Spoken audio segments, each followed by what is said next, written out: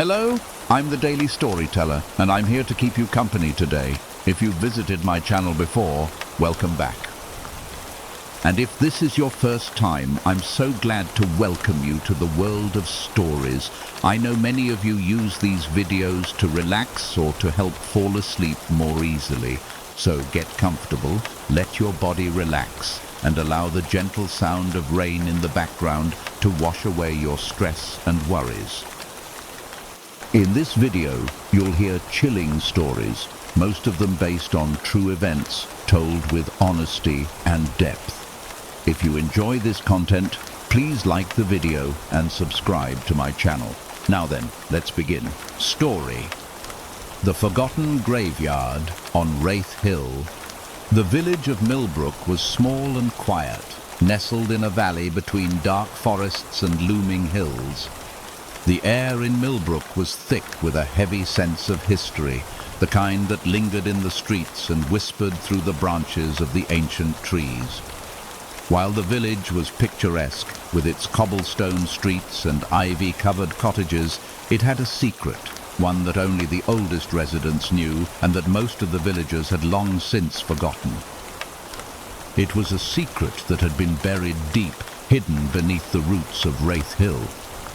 Wraith Hill stood on the outskirts of the village, its silhouette looming in the distance like a watchful guardian.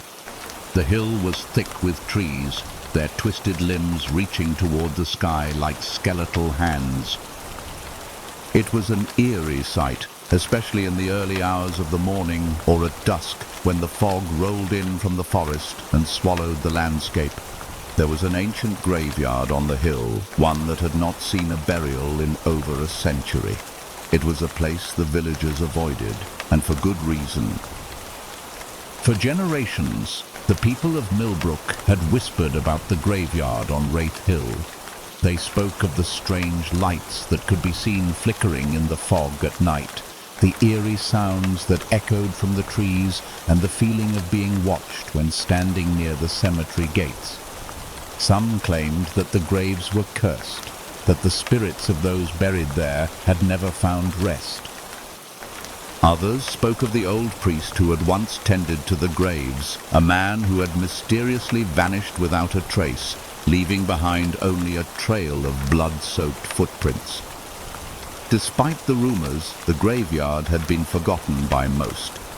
Over time, the once well-tended grounds had been overtaken by weeds and moss, the headstones eroded and cracked.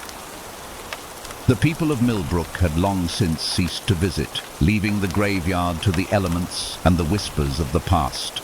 But for the newcomer, Clara Green, there was something irresistible about it.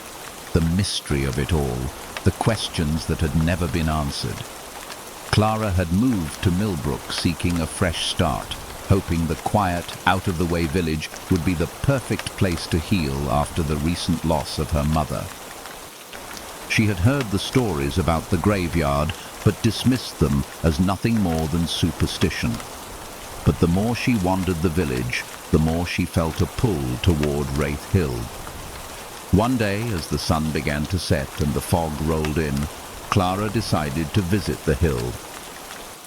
She had heard the older villagers speak of the place, and her curiosity got the best of her. She grabbed her coat and headed toward the outskirts of the village, her heart racing with a mix of excitement and unease. The path to the hill was narrow and overgrown, the trees on either side of the trail bending low, their branches almost touching the ground. As Clara walked, the air grew colder and the fog thickened, making it harder to see where she was going. She could feel the weight of the hill looming ahead, its presence almost tangible, as though it were drawing her in. When she reached the top of the hill, Clara stopped. The graveyard stretched out before her, its stone walls covered in ivy and moss. The gates were rusted, hanging loosely on their hinges, as though the graveyard had been abandoned for far longer than it had. Clara hesitated for a moment, her heart pounding in her chest, but her curiosity pushed her forward. She stepped through the gates, the ground beneath her feet soft and damp.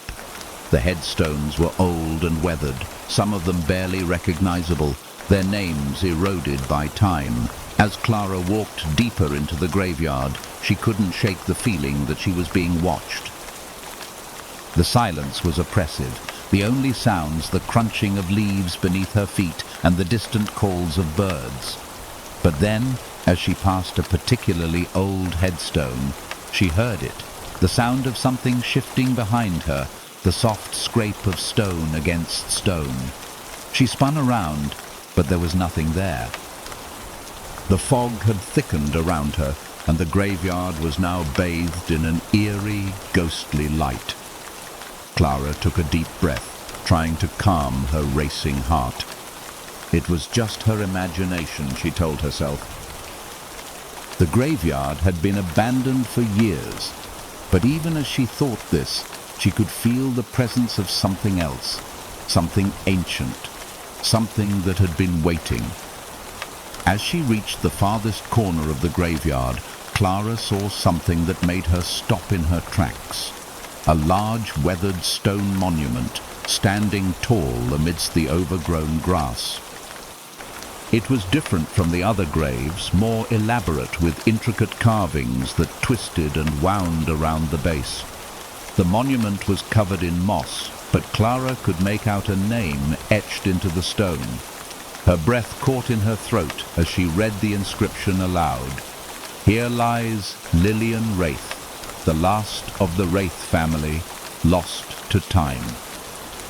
The name struck a chord deep within Clara, though she couldn't explain why. She had never heard of the Wraith family, but there was something about the monument that felt familiar, as if she had stumbled upon something important, something long forgotten. As she reached out to touch the monument, the ground beneath her feet shifted. The fog swirled around her, growing thicker, and Clara's heart raced. She felt as though something was awakening, something that had been lying dormant for far too long. Her hand trembled as she withdrew it from the stone, but before she could turn to leave, she heard the whispers. "You shouldn't have come," the voice hissed, faint and distant, but unmistakable. Clara froze, her blood running cold. She turned, but there was no one behind her, only the fog, swirling and thickening, covering the graveyard like a shroud. The whispering continued, louder now, echoing in her ears as if the very ground beneath her was speaking. "Leave now, before it's too late." Clara's heart pounded in her chest as she began to back away from the monument.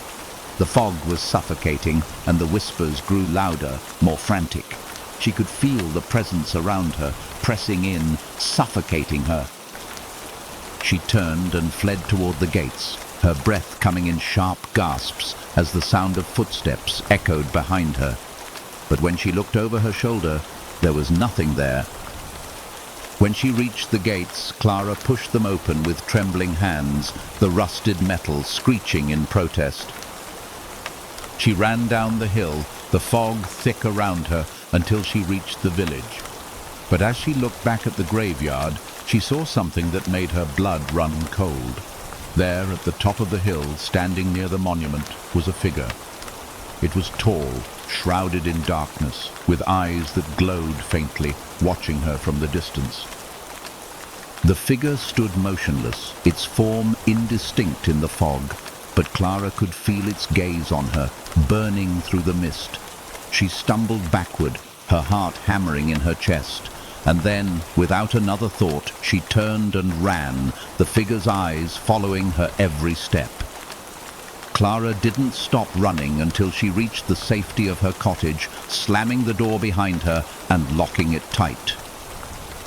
Her breath came in ragged gasps as she leaned against the door, her mind reeling from what she had just seen. She could still feel the weight of the figure's eyes on her, as though it were watching her from the shadows. For the rest of the night, Clara couldn't shake the feeling that something was watching her. She kept the lights on, the windows locked, and tried to ignore the whispers that seemed to echo in her mind. The figure on Wraith Hill, the one with the glowing eyes, was still fresh in her memory, and she couldn't understand what had happened in the graveyard. Had she imagined it? Or had she truly seen something that should have been left alone? The next morning, Clara tried to push the experience from her mind. She went into the village, hoping to find some answers, but the people of Millbrook were as distant as ever. They greeted her with polite smiles, but whenever she mentioned the graveyard, their expressions faltered, and they quickly changed the subject. It was as though they knew something she didn't, something that they weren't willing to share. That evening, Clara returned to her cottage, determined to get to the bottom of the mystery. She needed to know what had happened to the Wraith family, why the graveyard had been abandoned, and why she had felt that strange presence on the hill. She found an old book at the village library, a history of Millbrook, and began to read. The book described the Wraith family as one of the founding families of the village. They had lived on Wraith Hill for generations, and their family had once been wealthy and influential. But the book also told of a tragedy. The last of the Wraith family, Lillian Wraith, had disappeared under mysterious circumstances many years ago. There were whispers of foul play, of a curse placed upon the family, but no one knew for certain what had happened to her. The more Clara read, the more the story seemed to line up with her own experience. The Wraith family had been obsessed with something dark, something hidden in the depths of Wraith Hill. And when Lillian Wraith disappeared, the graveyard had been abandoned, the town turning its back on the family and its secrets. Suddenly, Clara's mind raced. The figure she had seen on Wraith Hill, the eyes glowing in the fog, was it Lillian Wraith? Had she returned from whatever dark place had claimed her? Her thoughts were interrupted by a knock at the door. Clara froze, her heart leaping into her throat. Who could it be at this hour? She approached the door cautiously, her hand shaking as she reached for the handle. When she opened the door, her breath caught in her throat. There, standing in the doorway, was the figure from the hill. Its dark eyes burned with an intensity that made Clara's skin crawl. She opened her mouth to scream, but no sound came. The figure raised a hand, its fingers long and bony, pointing toward the hill. "It's not over," it whispered. "You've awakened it." And then, just as suddenly as it had appeared, the figure vanished into the night, leaving Clara standing frozen at the door, her mind filled with a single horrifying thought. The curse of Wraith Hill had found her. Story: The Hollow Man in the Mirror. The town of Hollow Creek had a peculiar reputation. It was the kind of place that people only visited when they had no other choice. The locals were friendly, if a bit reserved, and the town itself was nestled on the edge of a vast, dense forest. A narrow river ran through the heart of Hollow Creek, its waters dark and murky, reflecting the grey skies above. The houses were old, some dating back to the 1800s, and each one seemed to hold a story. But it wasn't just the history of the town that gave it its eerie feeling. It was the presence of something else, something that lingered in the corners of every building, every room, and in the deepest shadows of the woods. It was a place where the strange and supernatural seemed to seep through the cracks of everyday life, though no one dared to speak about it openly. In Hollow Creek, there were whispers, stories passed down from one generation to the next. Stories about things that had been seen in the darkness, things that no one could explain. People spoke of strange occurrences, of figures seen in the corners of their vision, of flickering lights in the windows of abandoned houses, and most notably, of the Hollow Man. The Hollow Man was no ordinary ghost. He wasn't the kind of apparition that would haunt your dreams or walk the streets at night. No, The Hollow Man was something far worse, something that came to you in the reflection of your own eyes. He was a presence, a figure trapped in the glass, whose hollow, empty gaze could be felt from across the room, no matter how far away you stood from the mirror. And once you saw him, he would never leave. It was said that the Hollow Man had been a man long ago, a traveler who had come to Hollow Creek seeking shelter, only to vanish without a trace. The story went that he had stayed in a small inn at the edge of town, where he had asked for a mirror. When the innkeeper brought him one, he had stared into it for hours, not speaking a word. The innkeeper, growing curious, approached him, but before she could speak, the man turned and stared at her with hollow, vacant eyes. She had screamed, horrified by what she saw. The man had no reflection, no face, no identity.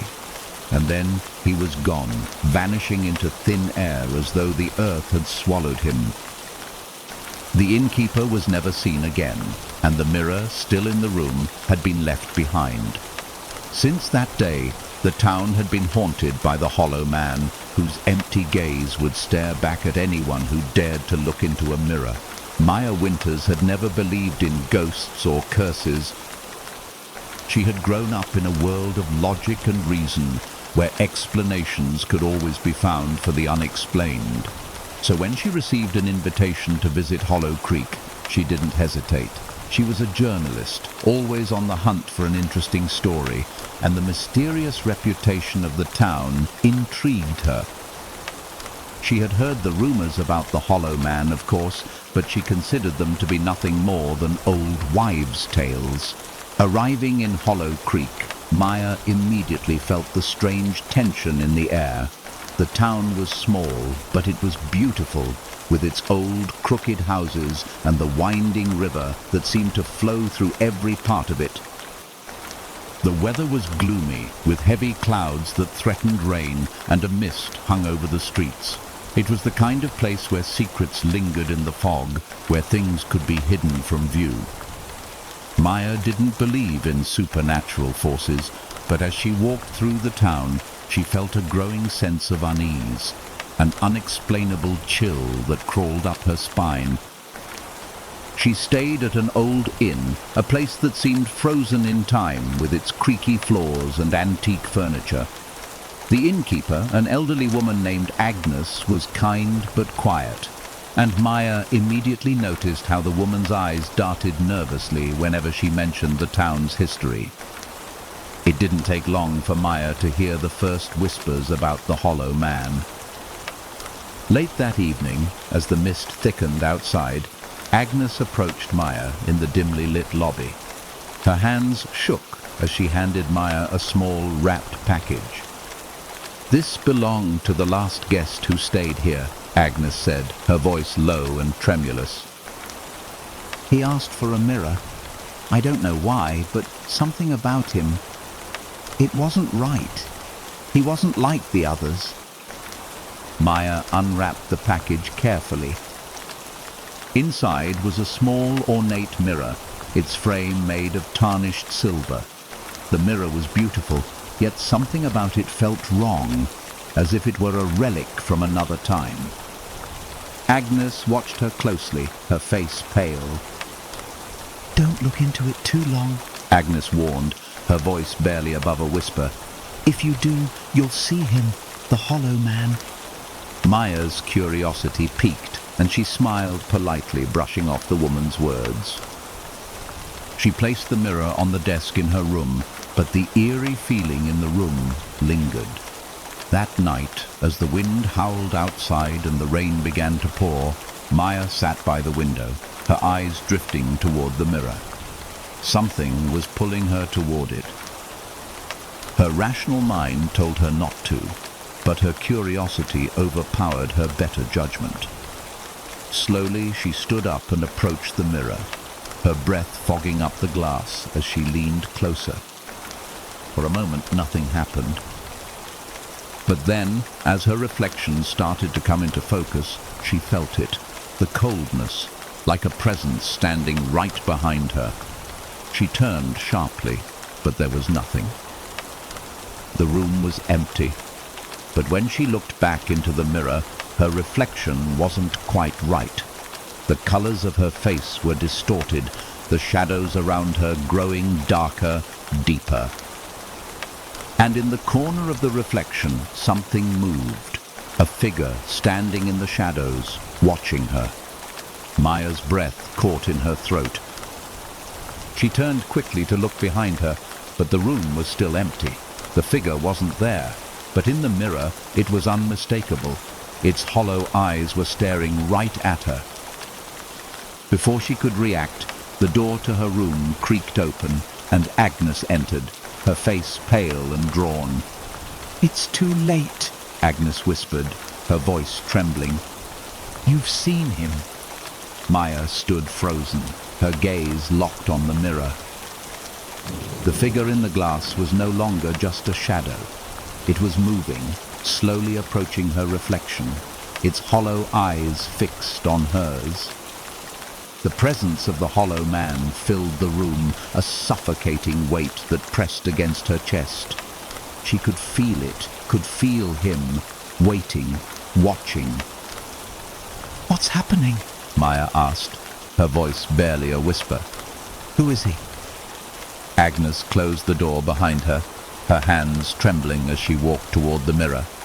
"It's not just a ghost," she said, her voice low. "It's a curse. Once you've seen him, he'll never leave you. He will follow you, haunt you, and you will never be free."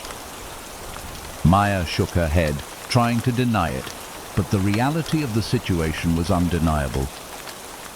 The figure in the mirror was becoming clearer now, its shape more distinct, its eyes more pronounced. Its hollow face was twisted, and its hands were outstretched as if reaching toward her. The reflection of Maya in the mirror began to distort, her own face becoming a mask of fear and confusion. "Why? Why does he do this?" Maya asked, her voice cracking with terror.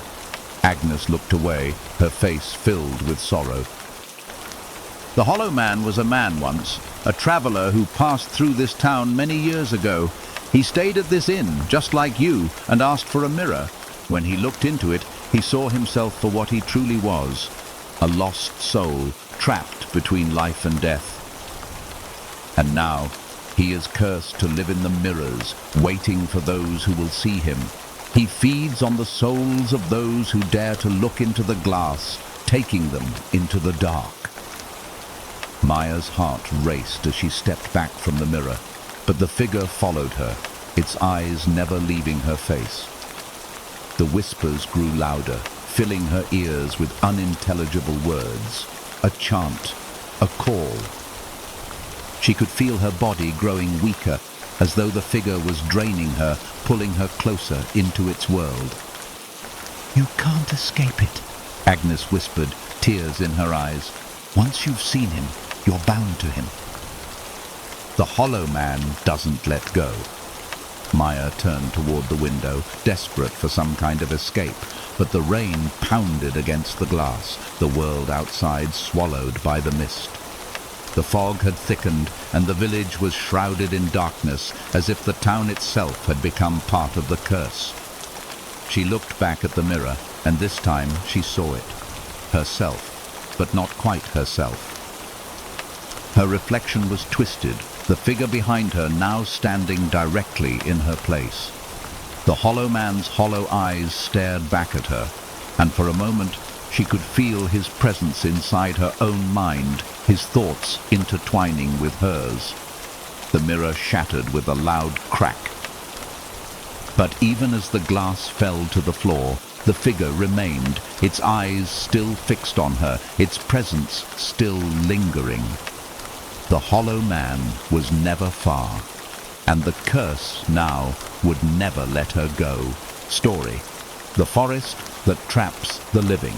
There was something ancient about the forest outside of Briar's Hollow, a presence that seemed to breathe, to watch.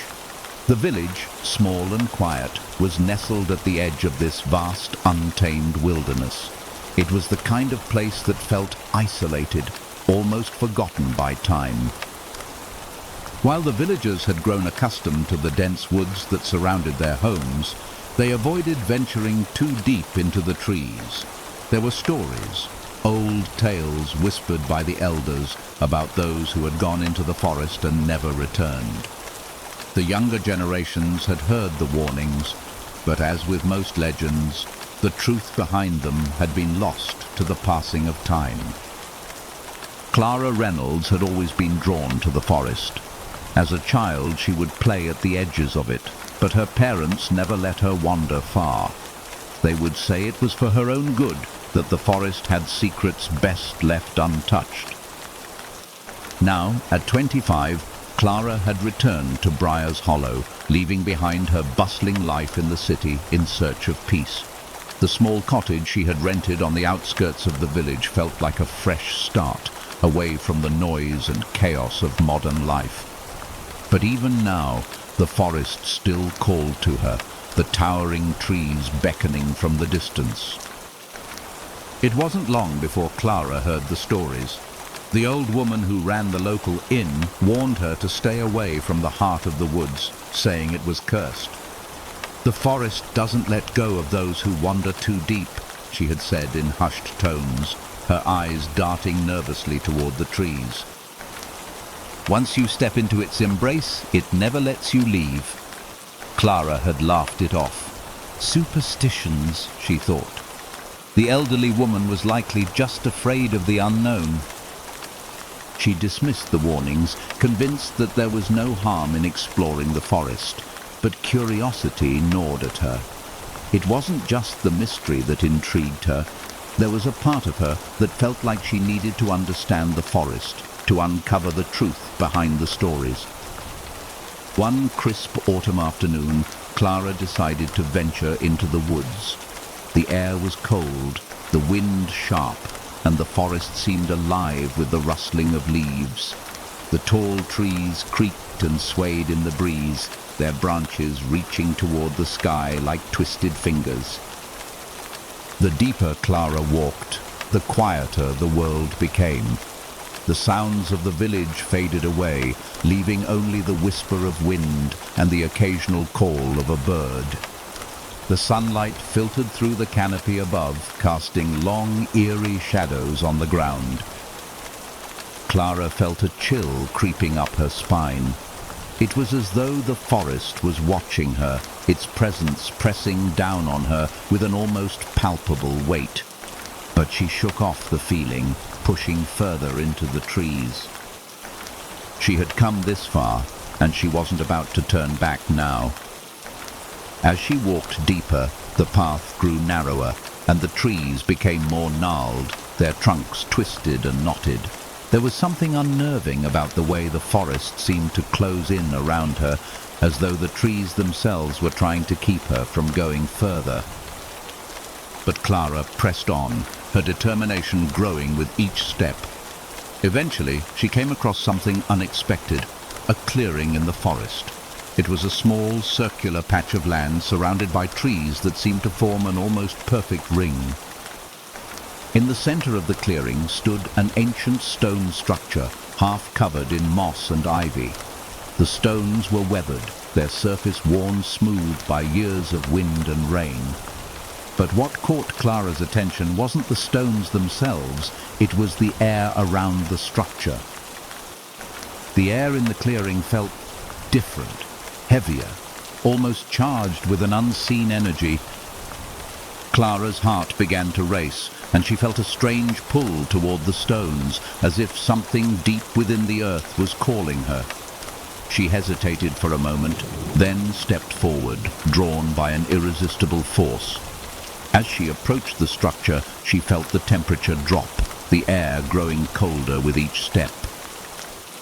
She reached out to touch the stone, her fingers brushing against its surface. The moment her skin made contact, a sharp pain shot through her hand, and she recoiled in surprise. The stone was cold, but there was something more, something in the way it seemed to throb with a pulse, as though it were alive. A soft, low whisper filled the air around her. Clara froze, her heart pounding in her chest. The whisper was faint, almost imperceptible, but she could hear it clearly. Just beyond the reach of her hearing, a voice calling to her. Leave before it is too late. The words were soft, but filled with a sense of urgency. Clara's breath caught in her throat. She spun around, her eyes scanning the clearing, but there was no one there. No one in sight. The whispering grew louder, more frantic, as if the very trees themselves were trying to warn her. But Clara couldn't move. She felt rooted to the spot, her gaze fixed on the stone structure, her mind clouded by an overwhelming sense of dread. Without thinking, she stepped away from the stone, her feet moving on their own. The whispering continued, now louder, more insistent, as if the forest itself were alive, speaking to her, urging her to leave. But Clara couldn't bring herself to do it. She had to know what was happening, what the forest was hiding. As she stepped back, the ground beneath her feet began to tremble. The trees swayed in the wind, their branches creaking and groaning. The whispers grew louder still until they were deafening. Clara's heart raced as she stumbled backward, her feet catching on a root, sending her tumbling to the ground. She tried to stand, but her body felt heavy, as though the forest itself were holding her down.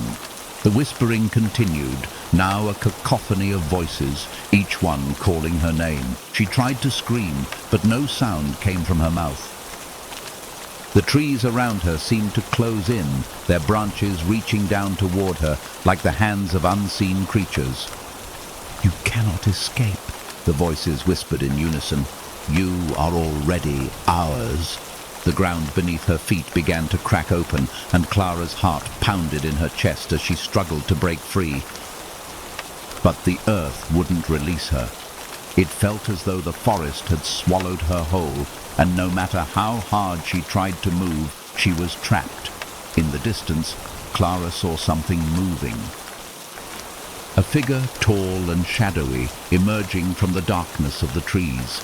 Its eyes glowed faintly, and as it approached, Clara could feel its presence pressing against her, suffocating her with its weight.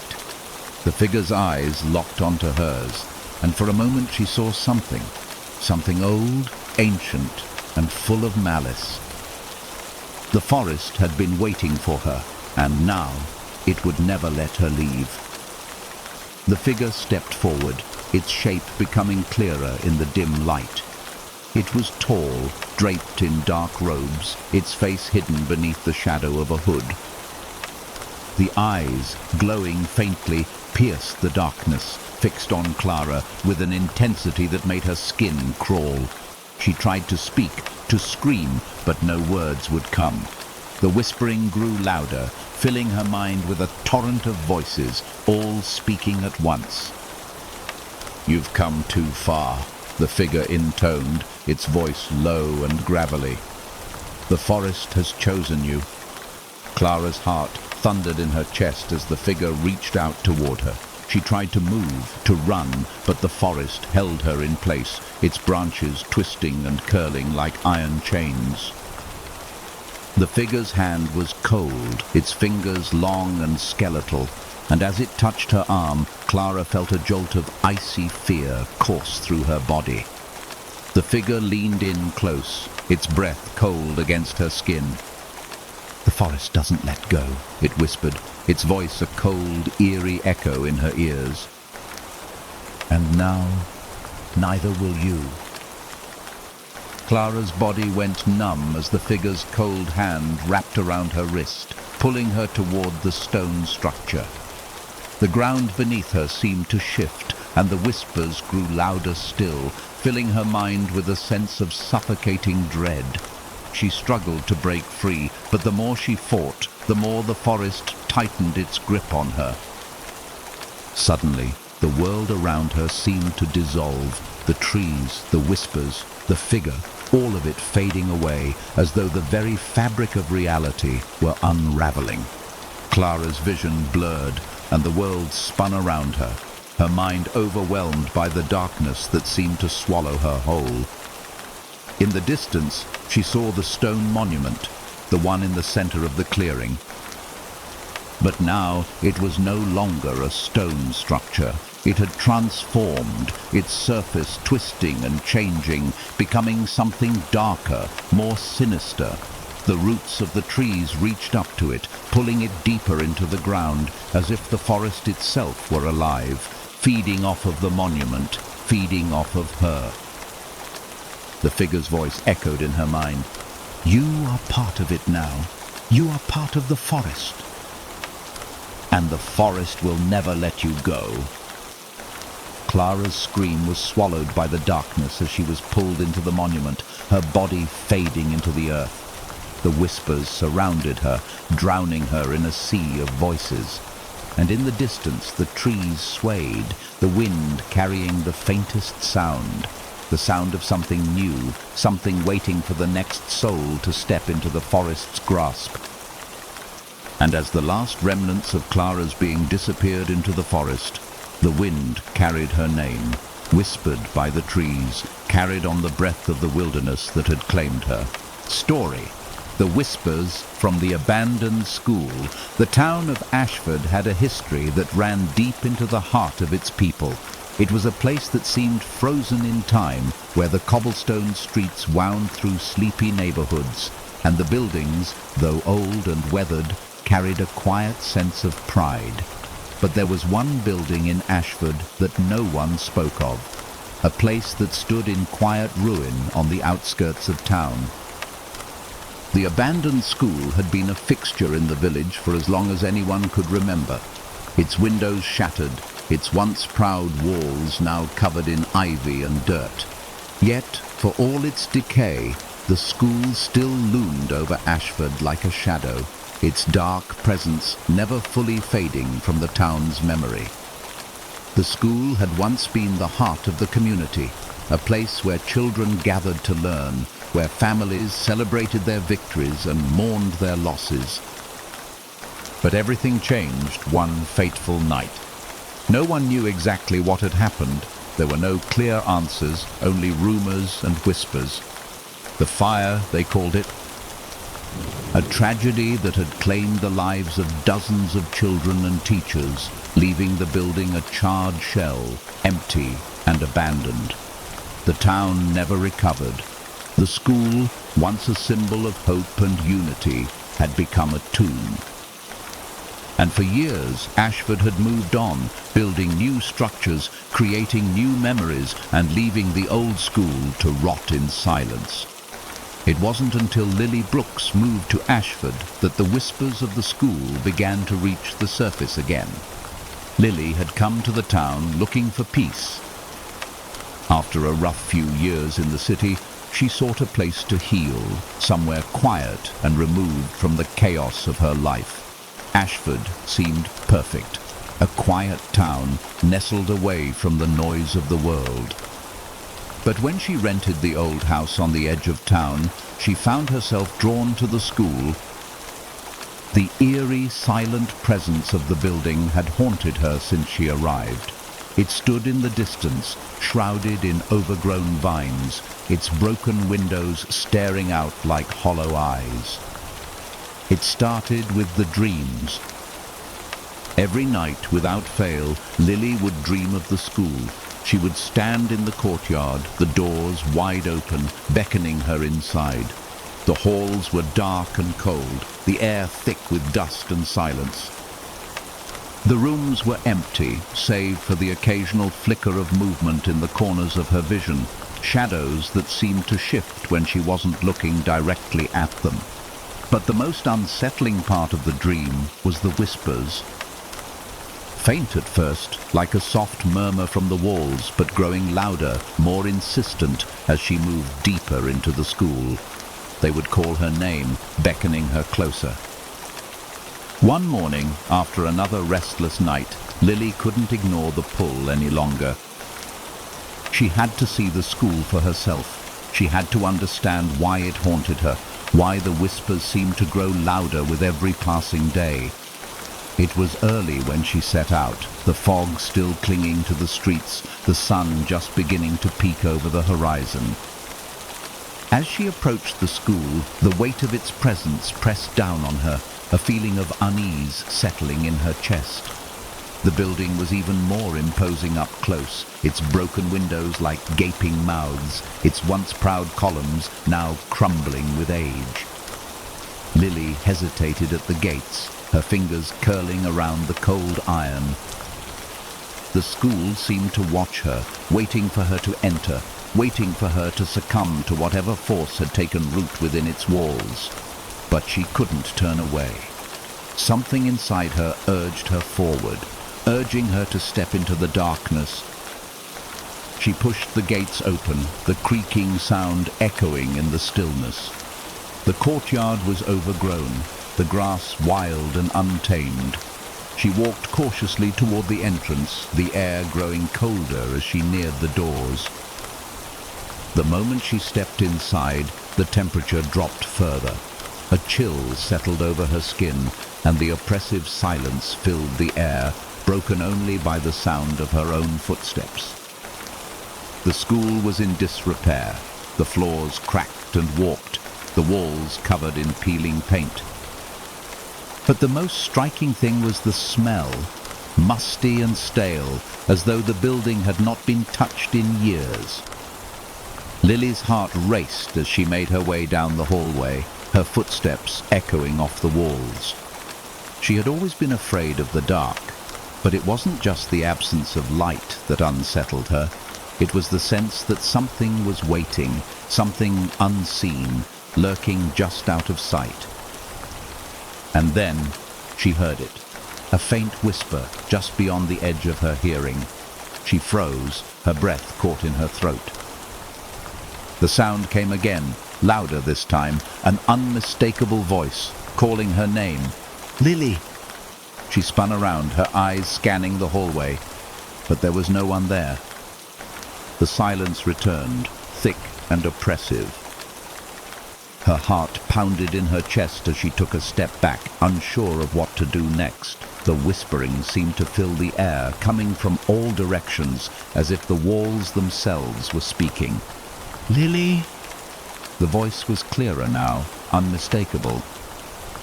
And it was coming from the direction of the old classrooms. She didn't know why, but she felt compelled to move forward. The whispers pulled her deeper into the school, guiding her toward the source of the sound. She passed by the old classrooms, each one more decayed than the last, their doors hanging open like gaping mouths. The air grew heavier as she walked, the whispers growing louder until they filled her mind, drowning out all other thoughts. And then she reached the last door. The one at the end of the hallway. It was closed, unlike the others. The door was cracked, just enough for her to see inside. Her breath caught in her throat as she pushed the door open, stepping into the room. It was a classroom, but unlike the others, it was intact. The old wooden desks were still arranged in neat rows, the chalkboard covered in dust. But what caught her attention was the blackboard at the front of the room. In faint chalk, there was a message written across it. "They are here. They never left." Before she could process what she was reading, the door slammed shut behind her. The room was plunged into darkness. The whispers grew louder, turning into frantic cries, pleading voices all speaking at once. "Leave! Leave now!" The air was suffocating, and the walls seemed to close in around her, the floor creaking beneath her feet. Lily tried to move, but her legs felt like lead, her body frozen in place. She could feel something moving in the darkness, something cold and malevolent, its presence pressing against her skin. Suddenly, a figure appeared in the corner of the room, its form shadowy and indistinct, its face hidden by the darkness. The whispers stopped, and for a moment everything was still. The figure spoke, its voice low and hollow. "You shouldn't have come." Lily's heart raced as she backed away, her breath coming in ragged gasps. But the figure moved closer, its presence growing stronger with every step. She tried to scream, but no sound escaped her lips. The figure reached out toward her, its cold fingers brushing against her skin, sending a jolt of fear through her body. The whispers returned, growing louder, their voices now screaming in unison. "Leave, now! You're one of us now!" The figure's face became clear for a moment, and what Lily saw made her blood run cold. The face was not human. Its features were twisted and malformed, its eyes black as coal, its mouth twisted in a grotesque grin. And then the room began to shift. The walls seemed to bend and warp, the air thickening, as if the building itself was alive, suffocating her. The floor gave way beneath her feet, and she tumbled into the darkness. When Lily opened her eyes again, she found herself in a different place, a dark, empty void, where nothing seemed to exist except for her. The air was thick and suffocating, and the only sound was the pounding of her heart. She could still hear the whispers, but they were distant now, as though they were coming from another world. She tried to move, but her body felt heavy, as though the very air around her was holding her in place. She looked around, but there was nothing to see. No walls, no floor, no sky. It was as though she were trapped in a space that existed outside of time and reality. The whispers came again, but this time they were different.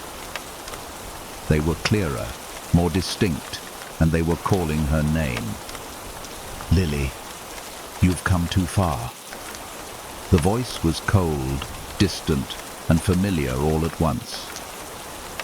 Lily turned around, and in the distance she saw something moving, something large and shadowy, its outline shifting and twisting like a black mist.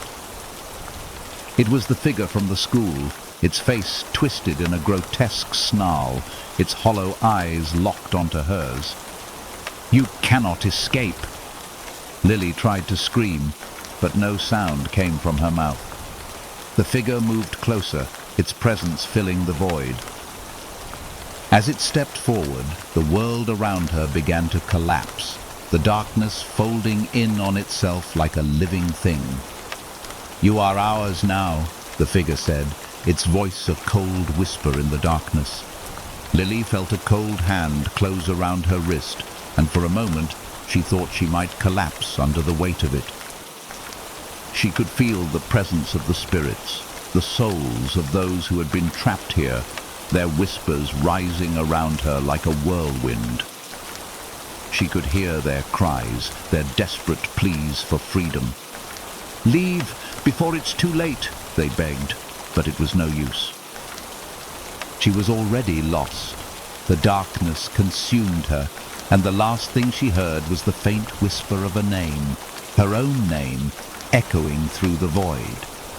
And then there was nothing. Story, the cursed shipwreck. The sea had always been a place of mystery for the people of Ravensport, a coastal village that had grown up along its rugged shores. Its waters, though beautiful, were unpredictable and often unforgiving. The villagers lived in harmony with the sea, but they also feared it, especially when the winds grew wild and the skies darkened with storm clouds. For generations, the town had relied on fishing, its ships venturing out into the deep, icy waters to bring in their daily catch. But there was one shipwreck that no one spoke of, a tragedy that had been buried beneath years of whispered rumors and half-forgotten tales. The shipwreck of the Eldritch Queen had occurred over 50 years ago, on a night when the sea was especially merciless. The ship had been returning from a long voyage, carrying a valuable cargo of gold and precious artifacts. But something had gone terribly wrong. The Eldritch Queen never made it back to Ravensport. The storm that had been raging along the coast had been fierce, and many believed it was no mere accident. The wreckage had been found days later, scattered along the jagged coastline. Yet not a single body was ever recovered. Only the remains of the ship, half sunken in the shallows, remained. To this day, the wreckage still sat just below the surface, a silent reminder of the night the sea had claimed its prize. For years, the villagers had told stories about the cursed shipwreck, tales of a ghostly crew that wandered the shores, forever bound to the ship. They spoke of strange lights seen on the horizon during storms and of eerie sounds carried on the wind, as though the ship's crew was still calling out to them, trapped in the watery depths. The Eldrick Queen was considered cursed, its riches never meant to reach the shore. It was these stories that had drawn Avery Collins to Ravensport. A marine archaeologist by trade, Avery had spent years studying shipwrecks, uncovering long-forgotten secrets from the depths of the ocean. The mystery of the Eldrick Queen had captivated her ever since she had first heard about it in a history book. She had heard the rumors, but her mind, always focused on evidence and logic, dismissed them as superstition. She was determined to find the wreckage, to uncover its secrets, and to learn the truth behind its disappearance. Arriving in Ravensport, Avery was immediately struck by the village's somber atmosphere. The houses were small and weathered, their roofs sagging under the weight of years of salt and wind. The streets were quiet, the shops closed early, and the people seemed to move with a slow, deliberate pace. It was a town that had seen better days, its once thriving fishing industry now in decline, but the village's isolation only made Avery more determined to uncover the truth. She rented a small cottage by the sea, a place that overlooked the dark waters where the Eldrick Queen had gone down all those years ago. That evening, after unpacking her things and preparing for the days of diving and exploration that lay ahead, Avery decided to take a walk along the beach. The sea was calm, its waters a deep blue, but there was something about the night air, thick, heavy with moisture, that unsettled her. She wrapped her coat tighter around her shoulders as she walked along the shore, her boots crunching in the sand. The wind picked up slightly, carrying with it the scent of salt and something else, something metallic. She couldn't quite place it, but it made her skin crawl. As she walked further, she spotted the jagged rocks that marked the area where the Eldrick Queen had gone down. The wreckage was just visible from the shore, a dark silhouette against the horizon, the remains of the ship barely breaking the surface of the water. The sight was both eerie and fascinating. Avery had seen shipwrecks before, but there was something about this one that felt different, like it was waiting for her. She stood at the water's edge, staring at the wreckage, when a voice called out behind her. "You shouldn't be out here at night." Avery spun around, startled. Standing a few feet away was an elderly man, his face weathered and lined with age. His clothes were simple, but there was a strange intensity in his eyes, as though he had seen something that no one else had. "I didn't mean to intrude," Avery said, her curiosity piqued. "I'm just admiring the view." The man shook his head, a dark look crossing his face. "That ship, it's cursed. No good will come from it.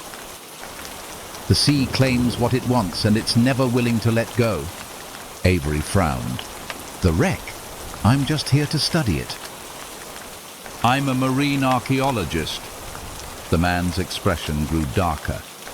"Some things are better left alone," he muttered. "The Eldrick Queen, it's been dead for years, but its spirit still haunts these waters. Leave it be.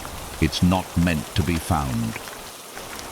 Before Avery could respond, the man turned and walked away, disappearing into the darkness of the village. She stood there for a moment, her mind racing. The man's warning only fueled her curiosity. She had to know what had happened to the Eldrick Queen. She had to uncover its secrets. The next day, Avery set out for the local dive shop. She rented equipment and made arrangements to explore the wreck. The dive master, a man named Owen, was hesitant at first, warning her about the dangerous currents and the treacherous terrain around the wreck. But when she mentioned her archaeological background, his reluctance faded. "I've heard the stories," he said quietly. "But if you're determined, I won't stop you." That afternoon, they made their way out to the wreck. The boat rocked gently as it cut through the calm waters, the sun shining brightly above them. As they approached the site, Avery's excitement grew.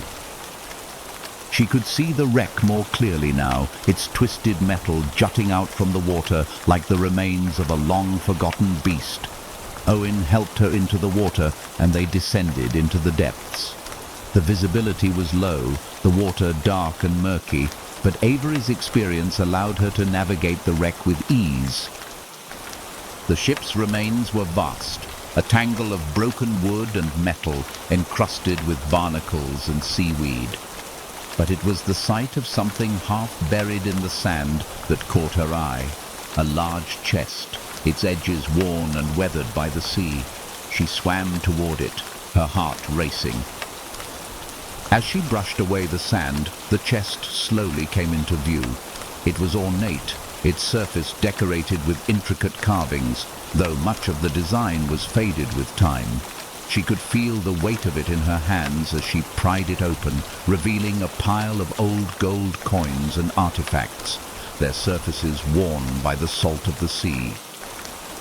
But then, as she lifted a coin from the chest, a strange chill ran through her. A cold, unsettling presence seemed to fill the water around her. She looked up, her eyes scanning the dark depths. The feeling of being watched pressed down on her, suffocating her. And then she saw it, a figure barely visible in the shadows, standing at the edge of the wreck. The figure was tall and gaunt, its face obscured by shadows. Its eyes gleamed in the dark, hollow and unblinking. Avery's breath caught in her throat, and she tried to swim backward, but her body felt frozen, like the water itself was holding her in place. The figure stepped forward, moving toward her with unnatural grace, its hand outstretched. And then, just as suddenly as it had appeared, the figure vanished. Avery's pulse raced as she frantically swam back toward the surface. When she broke through the water, gasping for air, Owen pulled her onto the boat, his face pale with concern. "What happened?" he asked, his voice trembling. Avery couldn't find the words. The figure, the presence, was still fresh in her mind, its eyes burned into her vision. The chest, the gold, none of it mattered anymore. But she knew one thing for certain. She had disturbed something in those depths. And it wasn't finished with her yet. The days following the dive were filled with a sense of dread that Avery couldn't shake.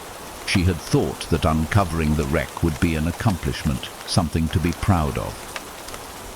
But the memory of the figure that had appeared from the depths haunted her every moment. It wasn't just the sight of it, it was the feeling of its presence, the overwhelming sense that something had followed her back from the water. That night, as she lay in bed, she heard it, the faint sound of whispers echoing in the darkness of her cottage.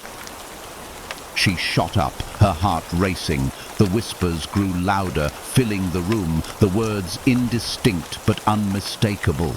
She was no longer alone. The presence that had watched her underwater was with her now. She rushed to the window, throwing open the curtains, but there was nothing outside.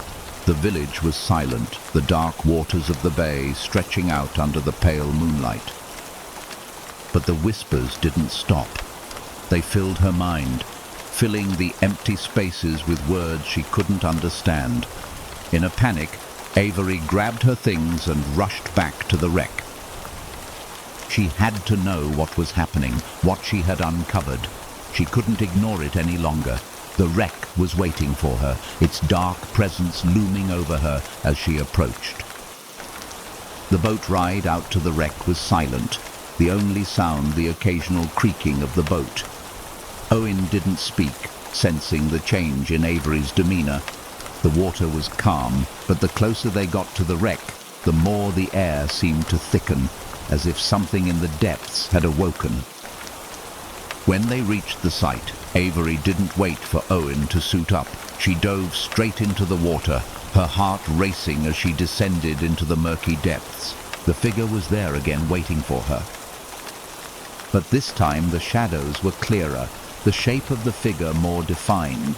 It wasn't just a ghost, it was something ancient, something bound to the shipwreck itself. The figure reached out, its fingers cold as ice, and Avery felt the weight of its presence drag her deeper into the water. The whispers surrounded her, and she understood now. The Eldritch Queen had never been meant to leave the depths. It had brought something back with it, and it had claimed every soul that had been part of its journey. Avery could feel it now. She was part of it, trapped by the curse that had been laid upon the ship.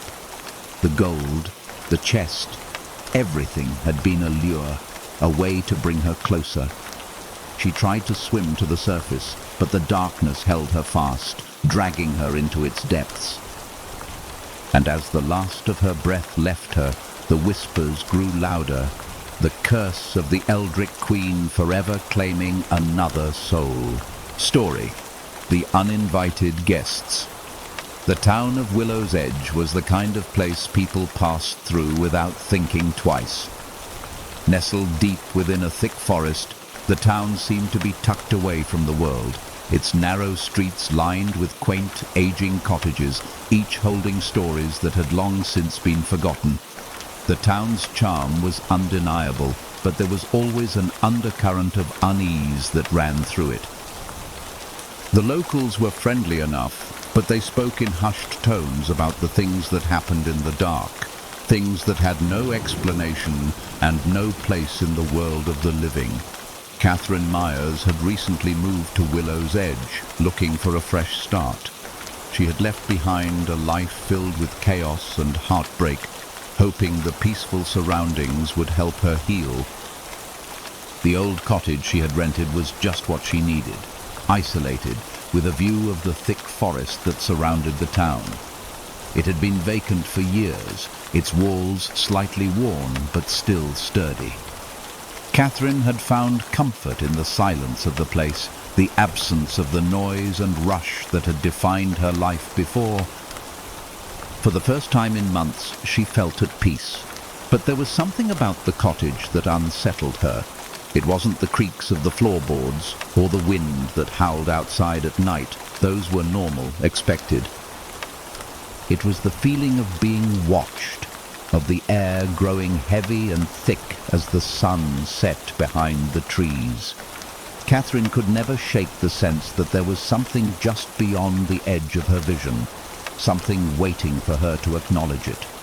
The first few nights were peaceful, save for the occasional rustling in the forest. But as the days turned into weeks, things began to happen. The whispers started faint, like the sound of the wind brushing through the leaves, but they grew louder with time. They seemed to be coming from the forest itself, carried on the wind, though Catherine could never pinpoint where they came from. At first, she dismissed them as just her imagination, the result of too many quiet nights alone. But the whispers began to take on a form, a language she couldn't understand, a tone that chilled her to the bone. One evening, as Catherine sat by the fireplace, trying to ignore the gnawing sense of unease, there was a knock at the door. It was late, later than anyone from town would typically visit. She hesitated, her gaze drifting toward the dark windows. The knock came again, more insistent this time. With a sigh, Catherine stood and walked toward the door, wondering who would be calling at this hour. She opened it slowly, her heart pounding in her chest, only to find no one standing there. The porch was empty, and the night was as still as it had been moments before. She stepped outside, looking down the path that led into the forest. Nothing. No movement. No sound. Catherine's nerves were on edge, but she shrugged it off as nothing more than her overactive imagination. She had been alone for too long, she reasoned. But as she closed the door, she felt a sudden shiver run down her spine. The air had grown colder, and the whispers seemed to grow louder, more insistent. The following day, Catherine visited the local general store, hoping to speak with some of the townspeople and learn more about the history of Willow's Edge. As she entered the store, she was greeted by the storekeeper, a middle-aged man with kind eyes named Mr. Finch. His weathered face cracked into a smile as he saw her approach.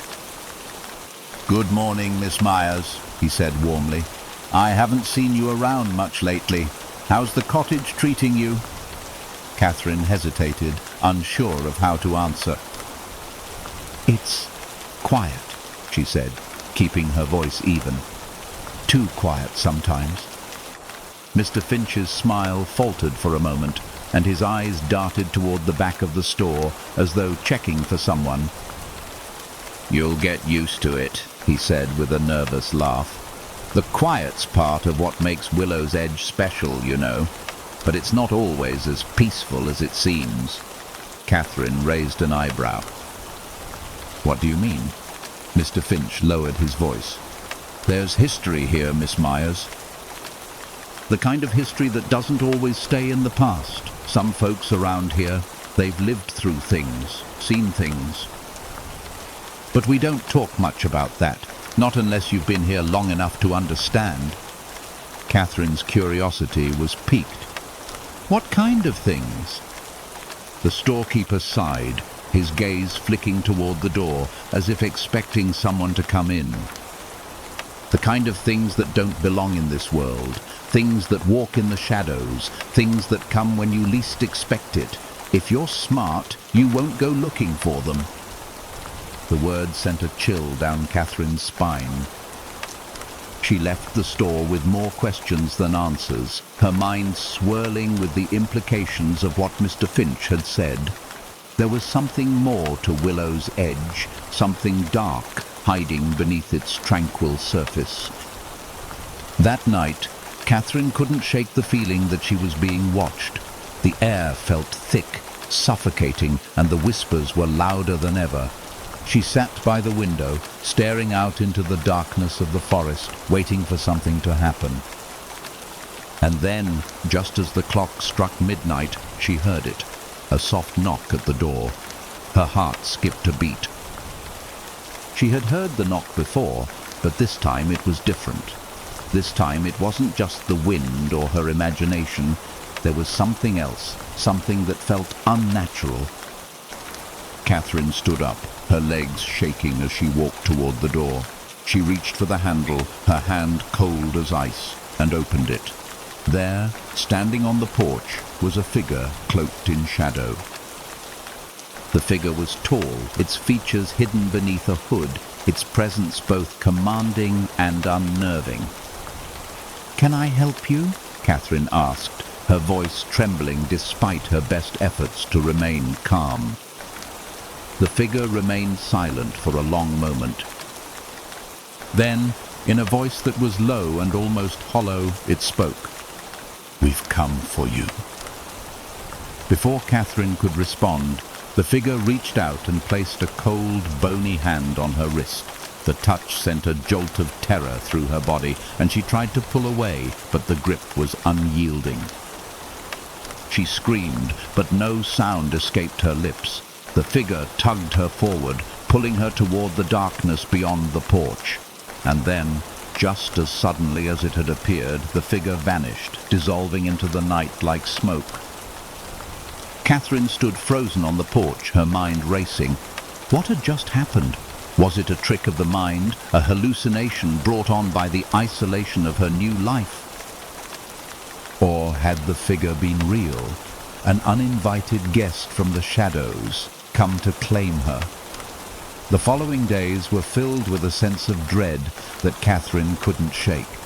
She could no longer ignore the whispers, the feeling that something was lurking just out of sight, waiting for her to acknowledge it. The village, once so quiet and peaceful, now felt like a prison, its walls closing in around her. She couldn't escape the sensation that the forest was watching, that the darkness beyond her cottage door was alive, waiting for her to step into it. That evening, Catherine decided to visit the church, hoping that the town's pastor, Father James, might offer some comfort. The church was one of the oldest buildings in Willow's Edge, its stone walls thick and weathered with age. The door creaked as she pushed it open, and she stepped inside, her eyes adjusting to the dim light. Father James was at the altar, praying silently, his voice low and steady. He looked up as she entered, his eyes filled with a quiet understanding. "Miss Myers," he said softly, "I wondered when you would come." Catherine approached him slowly, her heart pounding. "Father James, I need your help. I don't know what's happening to me.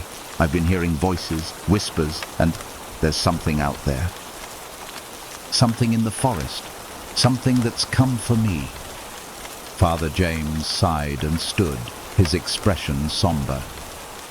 "You are not the first to feel this presence, Miss Myers. The forest. It has a way of calling to those who are vulnerable, those who seek refuge, those who are running from something. But it is not the forest that is the problem. It is the darkness that dwells within it."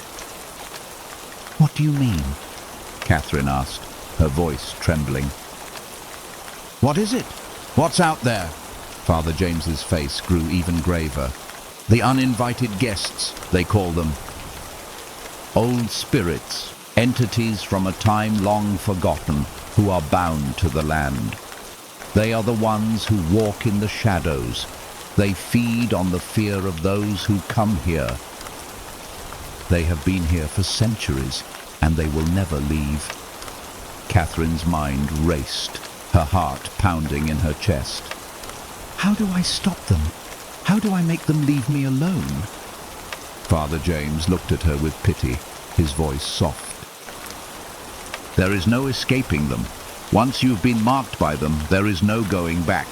You must leave Willow's Edge before it is too late." But it was already too late.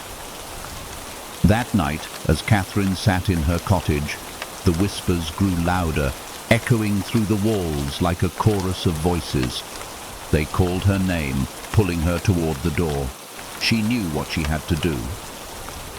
She had to leave, to escape the darkness that had consumed her. But the door wouldn't open.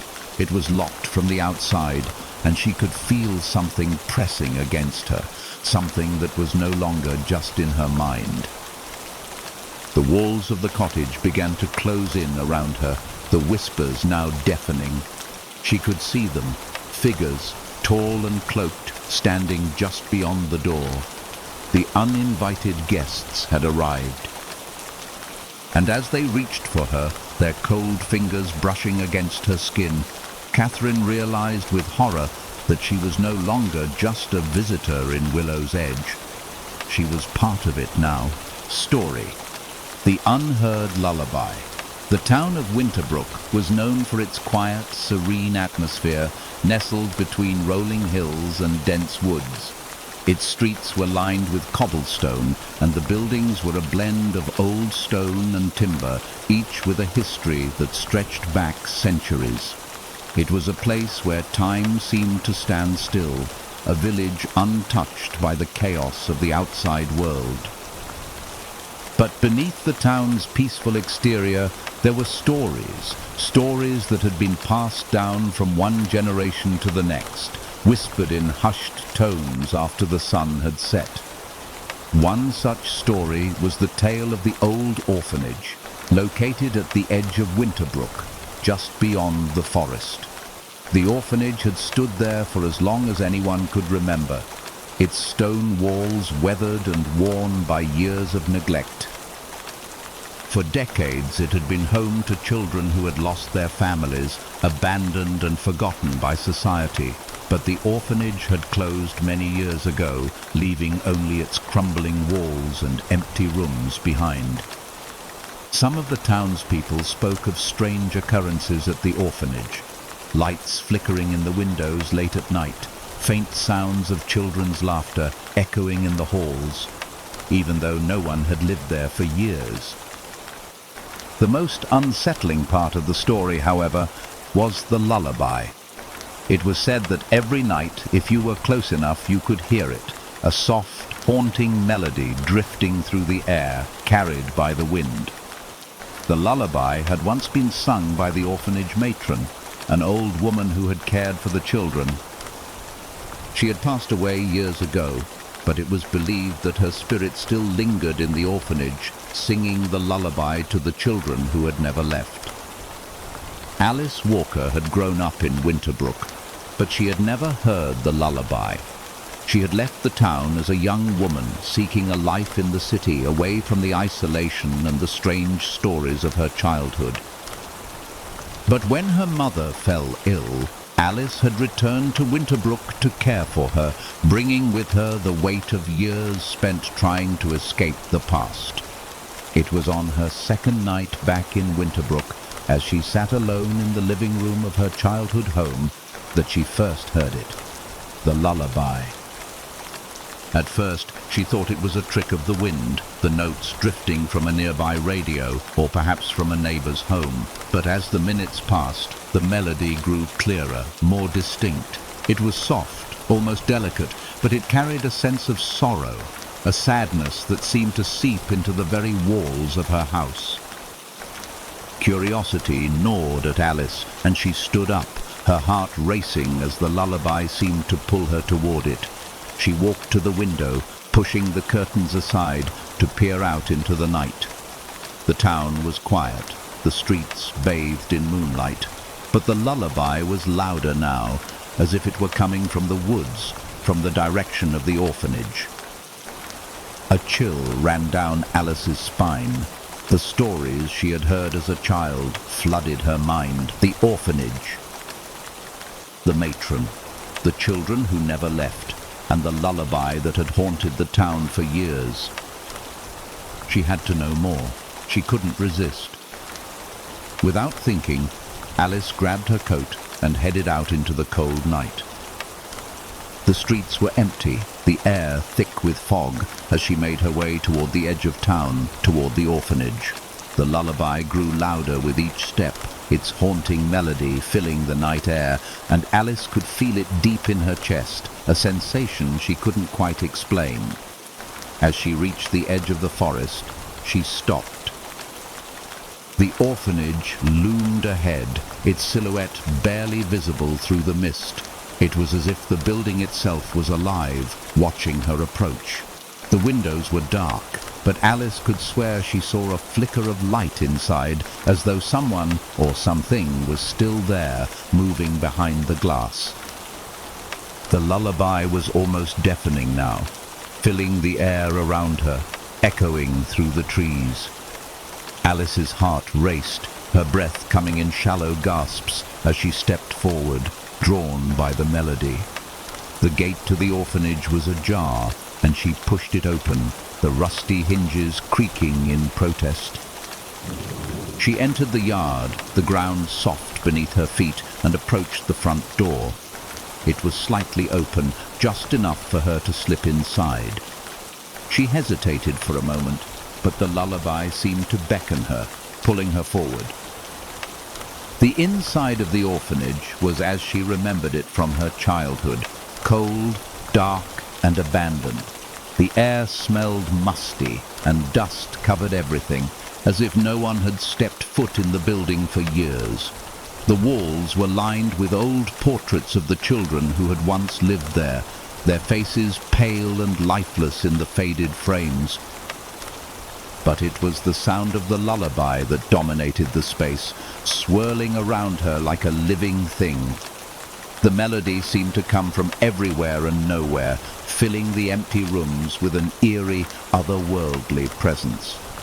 Alice's footsteps echoed in the silence as she moved deeper into the orphanage, following the sound of the music. It was coming from the stairs, from the second floor.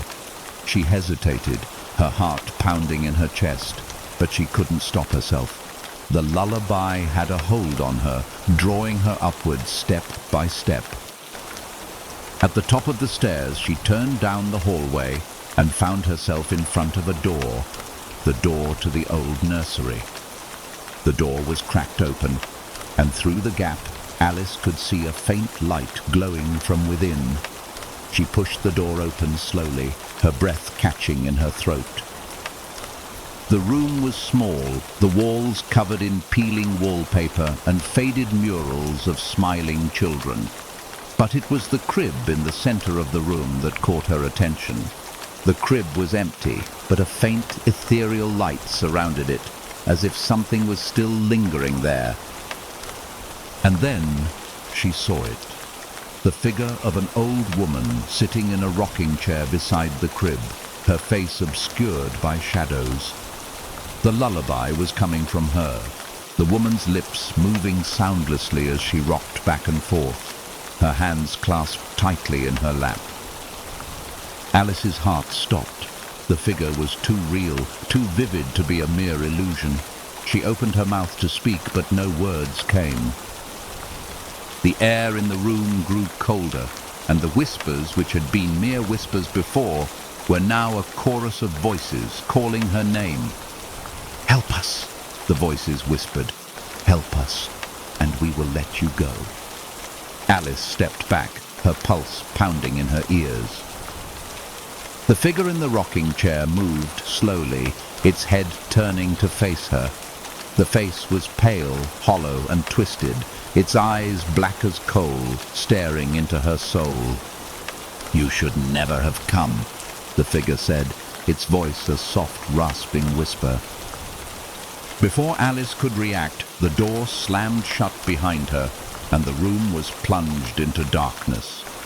Alice's breath came in ragged gasps as she fumbled for the door, her hands trembling in the pitch-black room. The lullaby had stopped, replaced by a deafening silence that pressed down on her like a weight. The shadows in the room seemed to move, swirling around her, and she could feel something, someone, watching her from every corner. She found the door handle and yanked it open, stumbling out into the hallway. The air was thick with an oppressive presence, and the walls seemed to close in around her as she ran down the hall, her heart pounding in her chest. As she reached the stairs, she heard it again, the faint sound of the lullaby, this time louder, closer, as if it were following her. Her feet stumbled on the stairs as she descended, the whispers growing louder, the voices now calling her name. "Come back. Come back to us."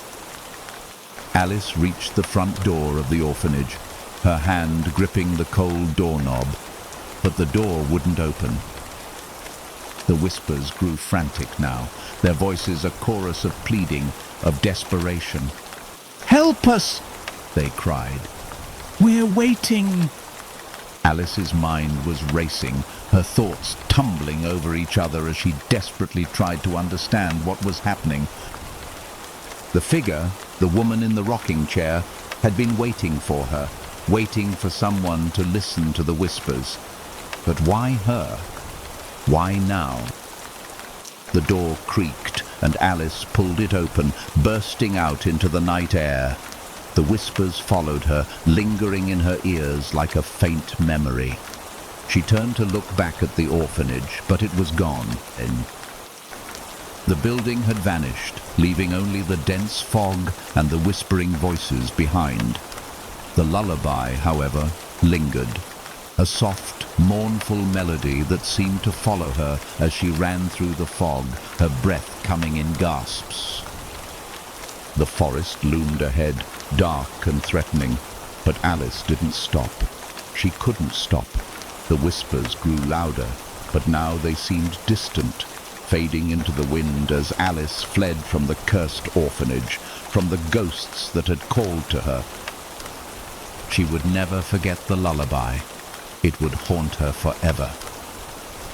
And in the dark, deep within the forgotten corners of Winterbrook, the lullaby played on. Story, the pale figure in the attic. It had been years since Laura last set foot in her childhood home. The small, ivy-covered house on the edge of town stood almost exactly as it had when she left, though now it looked even older, its once bright windows dull with dust and the paint on the trim peeling from years of neglect. Laura's parents had passed away, and with their death she had inherited the house, a relic of a past she had long since moved on from. But after the divorce, and with a need to reconnect with something stable, Laura had decided to return. She hadn't realized how much she had forgotten about the house, the creaky floorboards, the smell of old wood and dust, the way the light filtered through the curtains in the afternoon. But most of all, she hadn't remembered the attic. Her childhood had been filled with vivid memories of playing with her brother up there, pretending the dusty old trunks were pirate ships and the long, dark hallway was an adventure waiting to unfold. Yet, in all those memories, there was one thing she could never quite recall: the figure in the attic. As Laura walked through the rooms of the house, memories flooded back. The family photographs on the walls, the faded wallpaper in the living room, the creaky stairs that led up to the second floor. Everything was as it had been, with the exception of the attic door, which had remained locked for as long as Laura could remember. The attic had always been a place her parents had warned her to avoid, though they never explained why. As a child, she had obeyed without question, and as she grew older, the attic became a forgotten place, tucked away in the farthest corner of her mind. But now, standing in the hallway, her eyes drifted up to the attic door, and she felt a strange pull toward it, something she couldn't quite explain. The door, which had always been sealed shut, now appeared slightly ajar, a crack of light visible through the gap. Laura's heart skipped a beat as she felt an unsettling chill run through her, though she could not say why. The curiosity that had always been a part of her resurfaced, and despite the discomfort she felt, she reached out to push the door fully open. The staircase to the attic creaked beneath her feet as she climbed the steps, the air growing colder the higher she went. The narrow hallway above was dark, the only light coming from the crack in the door. When Laura reached the top of the stairs, she hesitated, her mind filled with half-formed memories of childhood games. She had been up here so many times before, yet something about the space now felt wrong. The shadows were darker, the silence heavier, and her breath seemed to come out in slow, cautious gasps. The attic was just as she remembered, filled with old furniture covered in sheets, dusty trunks, and piles of forgotten belongings. But there, in the far corner of the room, stood a large, ornate mirror. It was covered with a thin layer of dust, and its frame, once golden, was now tarnished with age. Laura's heart skipped as she stared at the mirror, a sudden rush of anxiety sweeping over her. She hadn't remembered the mirror being there. Her hand reached out almost on its own, and she wiped away the dust. The glass shimmered, revealing the reflection of the room, but as Laura stared into it, something caught her eye. In the far corner, just beside the mirror, a figure appeared, standing still and motionless. At first, she thought it was her reflection, but the figure didn't move in sync with her. It was pale, almost ghostly, with dark eyes that seemed to glisten in the dim light. The figure was tall and thin, its features obscured by shadows, but one thing was clear: the figure was staring directly at her. Laura froze. Her blood ran cold as the figure in the mirror slowly raised its hand, as if beckoning her to come closer. Her pulse quickened and she stepped back, her breath catching in her throat. The mirror trembled slightly, the figure within it moving ever so slightly in response to her movements. She turned around to look behind her, but there was nothing there, nothing but the empty attic. The figure remained, its hollow eyes fixed on her through the glass. A sudden gust of wind rattled the attic window, and the temperature seemed to drop sharply. Laura's heart pounded as she backed away from the mirror, her feet stumbling over the dusty floor. The figure's eyes never left her, its cold, unblinking stare following her every move. She had to get out of there, to leave the attic and shut the door behind her. But the closer she moved to the stairs, the heavier the air became, and the figure's hand seemed to reach out further, its pale fingers just inches away from touching her. Her mind raced, but her body felt frozen, her feet heavy and unwilling to move. She tried to call out, to scream for help, but her voice was lost in the suffocating silence of the room. The figure's gaze seemed to pierce her soul, as if it were trying to pull her back into the darkness of the mirror. With a sudden burst of adrenaline, Laura snapped out of her trance and bolted for the stairs. She scrambled down the steps, almost tripping on the way, her breath coming in quick gasps as she reached the bottom. The door to the attic slammed shut behind her, and for a moment she just stood there, trying to catch her breath, her hands trembling uncontrollably. But the sensation of being watched did not leave her. It was as if the figure in the mirror had followed her down, its presence lingering in the air like a heavy fog. Laura didn't know what she had just experienced, whether it was real or a product of her imagination, but the terror that gripped her was undeniable. Something in that attic had been waiting for her, something that had been trapped in the mirror for years, and now it was out. She couldn't shake the feeling that it wasn't over, that somehow the figure was still there, waiting for her return. The next few days were filled with a sense of dread that Laura couldn't escape. She tried to resume her daily life, tried to push the memory of the attic out of her mind, but no matter where she went in the house, she could feel the presence of the figure. It wasn't just in the mirror, it was in the corners of her vision, in the dark spaces between rooms, in the shadows that lingered too long. That night, as she sat in her living room, reading a book by the firelight, she heard it. The faintest sound, like a soft whisper, coming from the direction of the attic. At first she thought it was just the wind, or perhaps the house settling, but the sound grew clearer, like the creaking of footsteps on the floor above. It was impossible. She was alone in the house, and yet the footsteps continued, slow and deliberate, moving across the attic floor. Laura's heart pounded in her chest as she stood up, her body stiff with fear. She didn't want to go back up there, didn't want to face whatever it was that had been waiting for her in the attic. But the sound was undeniable, the footsteps growing louder and more distinct with each passing moment. She had to know what was happening. She had to confront it. She grabbed a flashlight and slowly ascended the stairs, her legs heavy and unsteady beneath her. The whispers grew louder, filling the air like a chorus of voices, and her head spun with the pressure.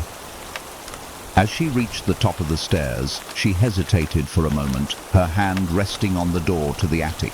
But when she opened the door, the attic was empty. The room was just as she had left it, dark, cold and silent. The mirror stood in the corner, its surface reflecting the faint light from the hallway. But there was no sign of the figure. A sigh of relief escaped Laura's lips, but before she could turn to leave, she heard it again, a faint whisper. But this time, it was different. This time, it was her name. Laura. Her blood ran cold as she turned back toward the mirror. There, in the reflection, was the figure again, standing just behind her. Its eyes were dark, hollow, and its pale face was twisted into a grotesque smile. Laura tried to move, but her body felt frozen, her muscles refusing to obey. The figure in the mirror stepped forward, its hand outstretched, its cold fingers brushing against the glass.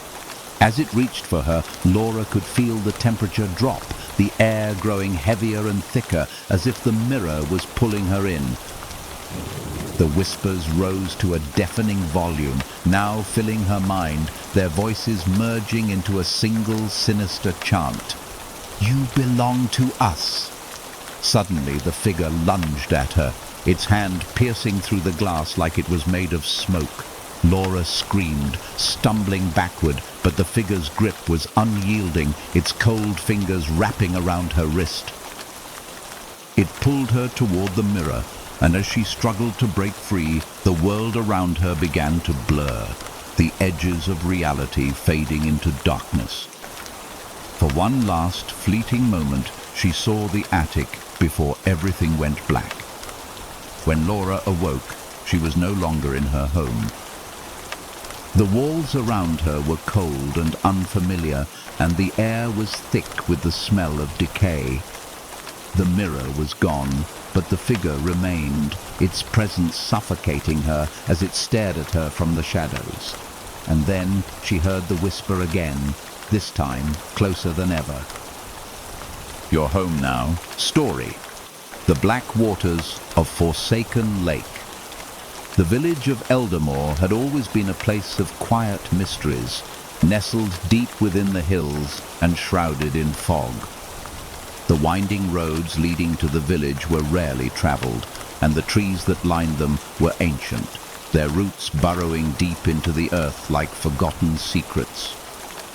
Eldermore had always been a town that lived in the shadow of the past, haunted by stories of events long gone, but never fully erased. The villagers, though warm and welcoming, were often tight-lipped, particularly when it came to the topic of Forsaken Lake. Forsaken Lake was located just beyond the edge of Eldermore, a large body of water that had been the center of the town's early history.